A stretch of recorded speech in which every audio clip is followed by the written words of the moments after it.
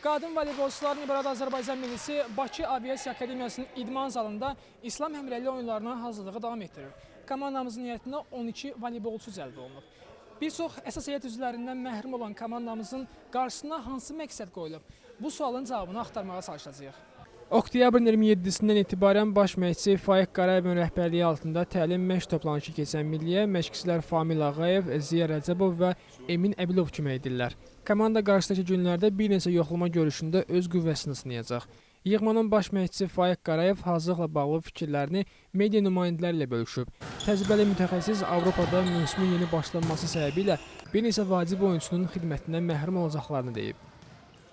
Təqvim dəyişməsi, sonra noyabr ayında bunun keçirilməsi, bir voleybola yox, çox idman növlərinə bu çətinlik yaratdı açıqçasına. Çünki bütün Avropada, dünyada ölkə çempionatları başlayıb, ölkə çempionatları gedir. Çox oyuncularımız bilirsiniz, xaricdə oynayır. Onlarda da ölkə çempionatı getdiyinə görə, onların da İslam oyunlarının onlara heç bir aidiyyəti yoxdur. Ona görə onların oyunları davam edir. Biz də federasiya kimi heç bir yəni onlara qarşı bir şey eləyə bilmirik. İndi federasiya hər şərait yaradıb, burada akademiyada məşq edirik. Hər idman növü çalışır ki, yaxşı nəticə göstərsin. Qızlar da bunu başa düşür. İndi əlimizdən gələni eləyəcəyik.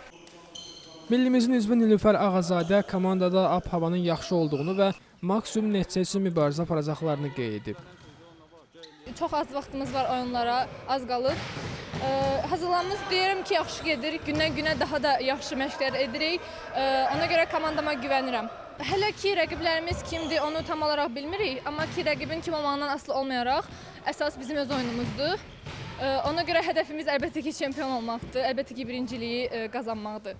Qeyd edək ki, 6-cı İslam Həmrəyliyi oyunlarındakı voleybol yarışları 4-13 noyabr tarixlərini əhatə edəcək.